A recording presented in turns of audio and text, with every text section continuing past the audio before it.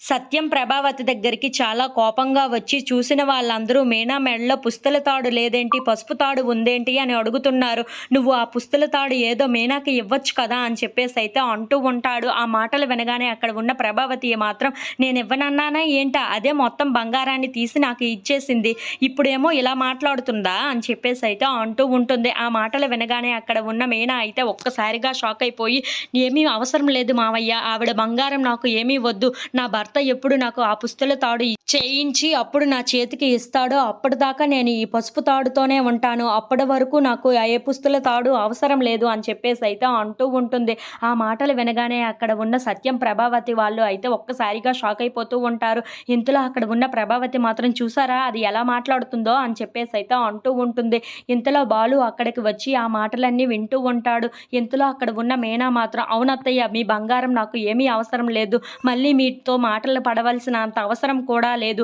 నా భర్త నాకు ఎప్పుడు పుస్తల తాడు చేసి నా మెడలో వేస్తాడో అప్పుడు దాకా నేను ఈ పసుపు తాడుతోనే ఉంటాను అని చెప్పేసైతే అంటూ ఉంటుంది.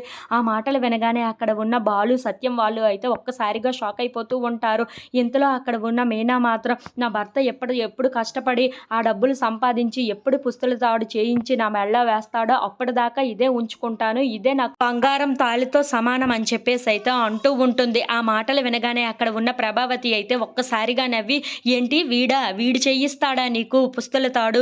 వీడు నువ్వు ముసలైపోయినంత వరకు చేయించడు. ఆ నమ్మకం నేను ఇస్తున్నాను నీకు అని చెప్పేసైతే అంటూ ఉంటుంది. ఆ మాటలు వినగానే అక్కడ ఉన్న బాలు, మీనా వాళ్ళు అయితే ఒక్కసారిగా షాక్ అయిపోయి చాలా బాధపడుతూ ఉంటారు. ఇంతలో అక్కడ ఉన్న ప్రభావతి మాత్రం అవును వీడు ఈ జన్మలో నీకు చేయించలేడు అని చెప్పేసైతే అంటూ ఉంటుంది. ఆ మాటలు వినగానే అక్కడ ఉన్న మీనా మాత్రం నాకు నా భర్త మీద నమ్మకం ఉంది అంటూ ఉంటుంది. ఆ మాటలు వినగానే బాలు ఒక్కసారిగా మీనా అలా ఉండిపోతూ